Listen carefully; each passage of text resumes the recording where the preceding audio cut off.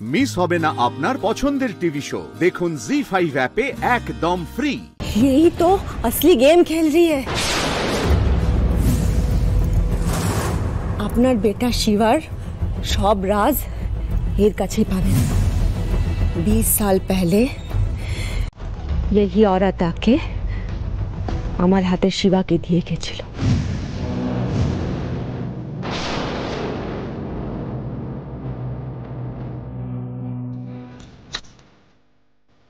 এই মহিলা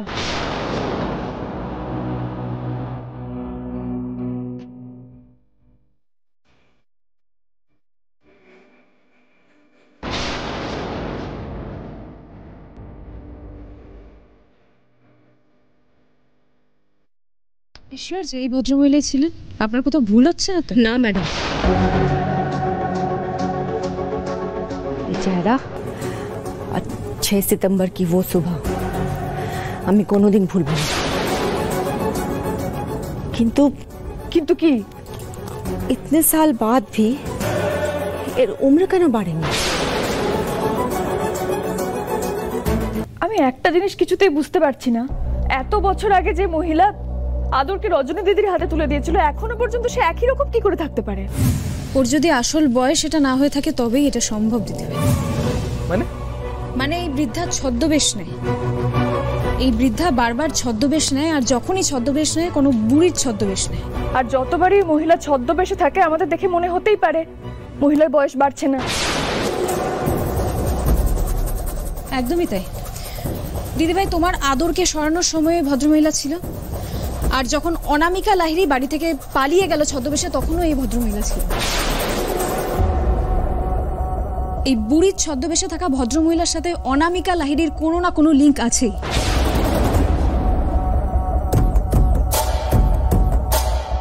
তুমি একটা কাজ করতে পারবে দিদিভাই? একটু কঠিন হোক, আমার ছেলেকে নিরাপদে রাখার জন্য যত কঠিন কাজই হোক।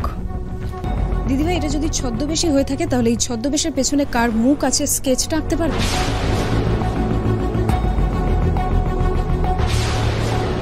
চেষ্টা তো আমাকে করতেই হবে।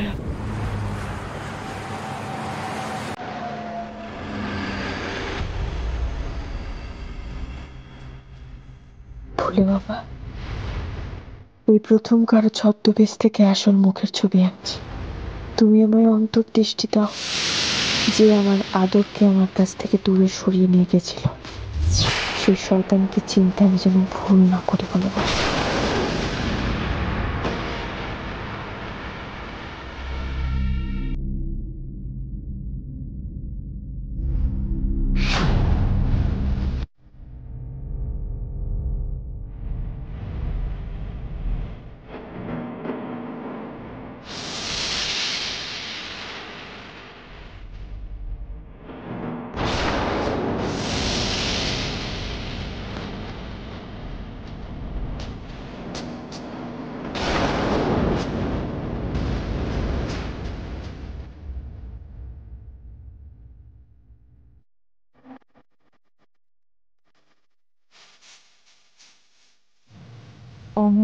তাহলে এই ছদ্মবেশের পেছনের আসল চেহারা।